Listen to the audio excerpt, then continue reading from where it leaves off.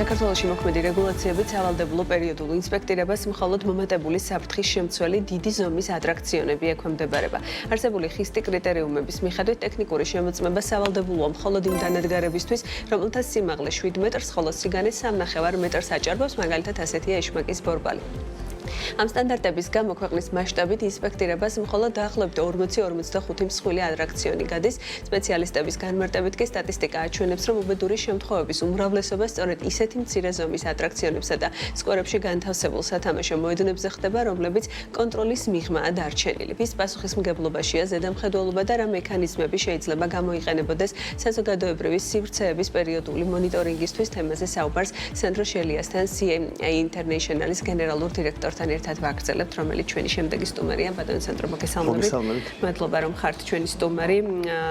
როგორც წესი, ასეთი თემები აქტუალური ხდება ხოლმე მას შემდეგ, რაც რიგი სამწუხაროდ უბედური შემთხვევები ხდება ქალაქში ან ქვეყანაში ზოგადად. ასეთი იყო ბოლო პერიოდის რამდენიმე შემთხვევა, რაც თბილისში განთავსებულ ატრაქციონებს ეხებოდა, პარკებში არსებულ საქანელებს შეიძლება ასეც ითქვას. ვინ უნდა ზრუნავდეს ამ ტიპის, ამაზე რო ვისაუბროთ პირველ რიგში ქალაქში არსებულ ამ ტიპის ინფრასტრუქტურაზე პასუხისმგებლობა ვისზია? მოგესალმებით პირველ რიგში ძალიან დიდი მადლობა ამ თემის წინ წამოწევისთვის. მით უმეტეს ახლა ზაფხულის პერიოდი არის და ამ ატრაქციონების საკითხი განსაკუთრებით რელევანტური არის. პირველ რიგში უნდა მოგახსენოთ, რომ კანონმდებლობის მიხედვით, როგორც თქვენ ახსენეთ, გამიჯნული არის გარკვეული ტიპის ობიექტები, მომეტებული ტექნიკური საფრთხის შემცველი ობიექტები, როგორც არის ლიფტები, ესკალატორები, მათ შორის ატრაქციონები, რომელზეც არის საკმაოდ მყარი კონტროლი. ისინი ექვემდებარებიან აკრედიტებული ინსპექტირების ორგანოების მიერ პერიოდულ შემოწმებას, თუმცა ეს პროცესიც პრობლემატური არის და ამასთან დაკავშირებით ძალიან ბევრჯერ მისაუბრია. მაგრამ როგორც თქვენ თქვით, ატრაქციონების მხოლოდ და მხოლოდ ასე ვთქვათ ბევრად სერიოზული და დიდი დანადგარები ექვემდებარება ასეთ ინსპექტირებას, როგორც არის ეშმაკის ბორბალი, როგორც არის სხვა ტიპის მოწყობილობები, სადაც არის მოძრაობა, სიმაღლე 7 მეტრი და 3.5 განი და ასე შემდეგ. ამის გამო ისეთი ტიპის მცირე ატრაქციონები, რომლებიც პირველ რიგში არის უბრალოდ პარკებში განთავსებული საბავშვო მოედნები, ხო, საქანელები, აიწონა-დაიწონები და ესეთი რაღაცეები და აგრეთვე კერძო ტიპის ატრაქციონები, რომელიც დროებით მონტაჟდება და მოგეხსენებათ ამასთან დაკავშირებით ეს ყოფილა ძალიან ბევრი უბედური შემთხვევა. ასეთი ტიპის დანადგარები საერთოდ არ ექვემდებარება ტექნიკურ ინსპექტირებას. ანუ ისინი არის ფაქტიურად იმ კატეგორიაში, რომელშიც არის ჩვეულებრივი კეთილმოწყობა. რომ განვარტოთ უფრო და ნათელი რა იყოს მაყურებლისთვის რაზე ვსაუბრობთ, მაგალითად საზღვაო ქალაქებში სეზონებზე უსტარულად მოწყობილი პარკები, რომელიც შეიძლება ბულვარში იყოს განთავსებული, ამაზე პასუხისმგებლობა ვის ეკისრება, ვინ ზრუნავს იმაზე, რომ რიგი ატრაქციები, რაც ბავშვებისთვის გამოიყენება, არის უსაფრთხო და ამ პასუხისმგებელი პირი ვინ შეიძლება ესე იგი ტექნიკური თვალსაზრისით მუნიციპალიტეტი, ალბათ ეს არის სწორი პასუხი, თუმცა მათი კონტროლი არის საკმაოდ შეზღუდული. ისინი უქირავებენ ტერიტორიას თქვათ რაღაცა კომპანიას, რომელიც იღებს ამ ტერიტორიას და აწყობს აი ამ ასე თქვათ დროებით ატრაქციონებს. მაგრამ შემდეგ ამის მერე სამწუხაროდ ჩვენ უნდა ვენდოთ ამ კომპანიის კეთილსინდისიერებას. აი თუ გახსოვთ შემთხვევა იყო რამოდენიმე წლის წინ, როდესაც მაღალი ძლიერი ქარის დროს ქარმა წაიღო ეს გასაბერი, ასე ვთქვათ, ქალაქი თავის სასწრაფოდ რაღაცებით რო არის, ხო? როცა გამოარკვიეს, აღმოჩნდა, რომ ის არ იყო საკმარისად მიმაგრებული, ისე როგორც არის ინსტრუქციაში. პრობლემა ისიც არის, რომ ანუ თვითონ გამომშვების და მწარმოების ინსტრუქციას არ კითხულობენ ხოლმე ბოლომდე თუ ვერ კითხულობენ და იმ წესებს არ ასრულებენ და არ არსებობს ესეთი ტიპის ორგანო, რომელიც რეგულარულად შეამოწმებდა ამას.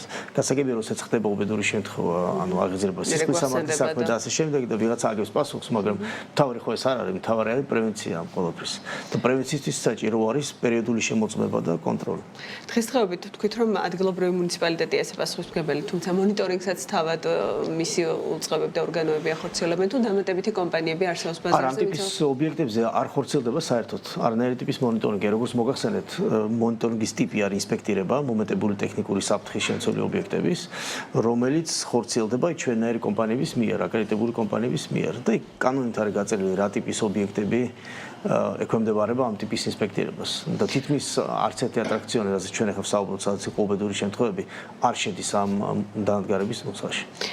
რა უნდა გაკეთდეს და რა მიმართულებით უნდა დავიწყოთ მუშაობა, რომ საფრთხოების კუთხით უკეთესი შედეგები გქონდეს? ჩემი აზრით, რადგანაც არსებობს პრობლემა ამ სფეროში დააშკარად პრობლემა არსებობს იმის გამო, რომ პირველ რიგში შეიძლება იყოს სამართლებრივი ან ადმინისტრაციული ცვლილებები, არ ვიცი თუ არ საჭიროებს შესაბამისად აქედან უნდა დაიწყოს ალბათ მოგვარება რომ მე ანუ როგორ უნდა მოხდეს ეს ხო პირველ რიგში თუ ჩვენ ვხედავთ რომ იმ მომენტებული ტექნიკური საფრთხის ობიექტების ნუსხა რაც არის ხო არ არის საკმარისი და უნდა შემოსდეს სხვა ტიპის ობიექტებიც რაც ხდება უბედური შემთხვევები ძალიან ხშირად ხო უნდა შეიქმნეს კომისია ანუ დაინტერესებული მხარეებისაც შედიან და გამოიკვლიო რა ტიპის ობიექტები უნდა დაემატოს ამ ნუსხას რომ კანონი პირველ რიგში ითვალისწინებდეს ამ ობიექტების პერიოდულ ინსპექტირებას, ხო, რაღაცა ტიპის შემოწმებას.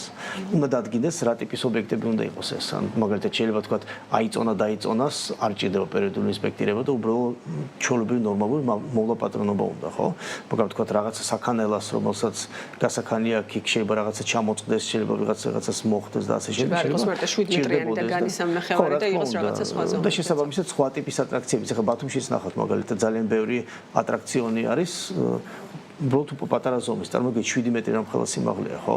ძალიან ბევრი რაღაცები შეიძლება იყოს 7 მეტრზე დაბალი და არ ექვემდებარებოს, მაგრამ საჭირო არის. ამის შემდეგ კანონში უნდა ჩაიწეროს ეს ცვლილება და ამის შემდეგ უნდა გავაკონტროლოთ ის, რომ სახელმწიფოს მიერ აკრედიტებული ინსპექტირების ორგანოები ნამდვილად ეწევიან პერიოდულ ინსპექტირებას ამ ობიექტების.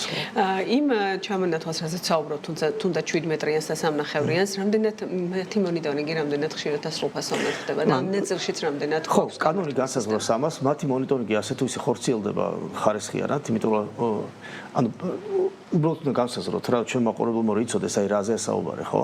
ანუ იმ ტიპის ობიექტები, რომელიც ექვემდებარება პერიოდულ ინსპექტირებას, ატრაქციონები, ფაქტიურად თითქმის ყველა განლაგებული არის ამ თაწმინდის პარკში ჩვენთან. ან სხვაგან თბილისში, ან ციცინათელას ბაღში, ანუ საუბარი დიდ ობიექტებზე. ამ ობიექტების ინსპექტირება მიმდინარეობს და იქ უფრო მეტი პასუხისმგებლობაც არის და რაც ძალიან მნიშვნელოვანია კიდე, ამ ობიექტების მფლობელები არიან მსხვილი კომპანიები. ანუ ეს არის ციცინათელას პარკი, თუ იქნება თუ თაწმინდის პარკი და ასე შემდეგ. ისინი ბევრად უფრო სერიოზულად უდგებიან ამ საკითხს. ზოგადად ქალაქში როგორ ფიქრობთ, უსაფრთხოების ნაწილში იგივე ლიფტების შემთხვევაში ვსაუბრობთ ხშირად, არც ისე რბილად რომ ვთქვათ, არც ისე სახარბიელოდ გვაქვს საქმე. რა არის მთავარი პრობლემა? საზოგადოების მოთხოვნაც მათ შორის ჩართულობა, ცნობიერება, ინფორმაცია თუ სახელმწიფო უწყებების მხრიდან შესაბამისი, არ ვიცი, ყურადღების ნაკლებობა თუ რა იწვევს იმ ყველაფერს, რომ ბევრი სექტორი ამდენად მიშვებულია? პირველ რიგში ეს არის ყურადღების ნაკლებობა მუნიციპალიტეტების მხრიდან, აი იგივე ლიფტებს რაც შეეხება, ხო? ჩვენ წლების მანძილზე გვაქვს საუბარი იმასთან დაკავშირებით, თუ როგორ შეიძლება ეს პრობლემები აღმოიფხვრას, ანუ ფინანსური გზებიც არსებობს, ამის ლოგისტიკური გზებიც არსებობს, ამას სჭირდება პოლიტიკური ინიციატივა. ეს არის ერთი. მეორე არის ის, რომ საქართველოში ზოგადად არის ძალიან მწვავე ნაკლებობა კვალიფიციური კადრების და შესაბამისად ეს აისახება ამ ტიპის ობიექტების ხარისხზეც, მაგალითად ლიფტის მოლაპატრონებაზე, ხო? და მთავარი არის მოლაპატრონების მომენტი. ანუ ინსპექტირება არის უბრალოდ რაღაც დროის გარკვეულ მონაკვეთში შემოწმება თუ რა სიტუაცია იმ მომენტში. იგივე ლიფტები ექვემდებარება 3 წელიწადში ერთხელ პერიოდულ შემოწმებას. წარმოგიდგენთ, რამდენი რაღაცა შეიძლება მოხდეს 3 წლის მანძილზე ლიფტთან დაკავშირებით და ყოველდღიურად ის ადამიანები, რომლებიც ეწევიან მათ მოლაპატრონობას, მათ ჭირდებათ სწორი კვალიფიკაცია. საქართველოში ამის სწავლა დეფიციტი არის სამწუხაროდ. რა არის სიახლე არის თუ არა რაიმე ლიფტებთან მიმართებით, რადგან ამ თემასაც შევეხეთ იმ უბედური შემთხვევების შემდეგ, რაც ვნახეთ ბოლო დროს და დიდი სიახლეები არ არის, თუმცა არის გარკვეული სამუშაოები, პროექტები, ერთ-ერთი პროექტი, რომელშიც მე მონაწილეობ. ამ პროექტის მიზანი არის, რომ აამაღლოს საზოგადოებაში ასე ვთქვათ ცნობიერება ლიფტების უსაფრთხოების თემების მიმართ და ძალიან კარგი პროექტი არის. ნებისმიერ შემთხვევაში ასეთი ტიპის მიდგომა პოზიტიური არის, იმიტომ რაც უფრო მეტმა ადამიანმა იცის რა მოთხოვნები არის ლიფტის მიმართ, ხო, რომ ლიფტები უნდა დაინსპექტირდეს, რომ მაგალითად ის კომპანია, რომელიც მოლაპატრონობას ახორციელებს ლიფტების, კომპეტენტური უნდა იყოს და ასე შემდეგ. ცნობიერების ამაღლებით ჩვენ გავსდით საზოგადოების ინფორმირებას და შესაბამისად საბოლოო ჯამში საზოგადოების როგორც ასეთის ზეწოლას და მოთხოვნას, რომელიც მე იმედი აისახება მთავრობის გადაწყვეტილებაში.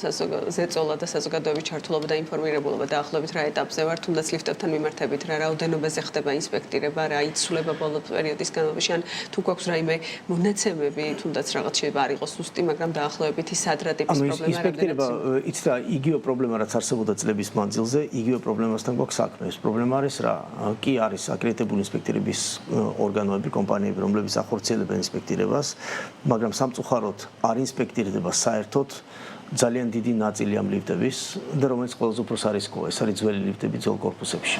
აი რაც უფრო ახალი დამონტაჟებული ლიფტი არის, მით უფრო წესრიგში არის და ინსპექტირებას ხორციელდება, სტიკერებსაც ნახავთ ჩვენი კომპანიის, სხვა კომპანიებისაც და შესაბამისად იქ რისკი უფრო დაბალია. არ ექვემდებარება თუ უბრალოდ ფინანსური რესურსი? არა, არ ექვემდებარება, კი, კანონი ამას მოითხოვს. კანონი რომ სრულად განხორციელდეს, ეგ არის პრობლემა, რომ თუ კანონი შესრულდა სრულად, მაშინ უნდა დაიაროს მუნიციპალიტეტმა და დააჯარიმოს ნახევარი თბილისი. და ეს რა თქმა უნდა არ არის რეალისტური ამ ჯარიმებით მარტო საქმეს ვერ გააკეთებს. შესაბამისად, კანონი ასე თქვათ წერია, მაგრამ მისი იგნორირება ხდება, იმიტომ რომ პრაქტიკულად მისი განხორციელება შეუძლებელი არის, იმიტომ რომ ეს ლიფტები განსახლებელია. და სწორედ ამასთან დაკავშირებით არის, რაც ჩვენს შემოგვიშავებია და სხვა ადამიანებსაც კონკრეტული პროექტები, როგორ შეიძლება მოხდეს ამ ლიფტების მასიურად განახლება, დაფინანსების ისეთი მოდელი, სადაც მოსახლეობას ეს არ დააწვება და ფაქტობრივად იმის ვაგებთ, რომ ბიუჯეტს და რაღაცნაირად ამის რაღაცა ხო, არის გზები, ცალკე გადაცემა დაჭირდება იმის მოყოლს, თუ როგორ შეიძლება ეს განხორციელდეს, მაგრამ ძალიან მარტივად რომ ახსნათ, ანუ არსებობს მოდელები, რომელთა მეშვეობითაც ადამიანებს, ანუ აი ეს ძველი ლიფტების განახლება განხორციელდება და ადამიანებს მოუწევთ ფაქტობრივად იგივე თანხების გადახდა რეგულარულად, რასაც ახლა იხდიან რაღაც ყუთებში რო აგდებენ ხურდას და არაფერი არ ხდება. ბოლოსკენ, რადგან ატრაქციებზე დავიწყეთ საუბარი და მაინც ლიფტებზე გადავედით, რადგან ეს თემა ძალიან აკტუალური და მნიშვნელოვანია, რა იქნება მთავარი რეკომენდაცია როგორც მოსახლეობისთვის, ისე ადგილობრივი მუნიციპალიტეტებისთვის, რა შეიძლება მიმდინარე სეზონის განმავლობაში ყურადღება იქნეს მიქცეული?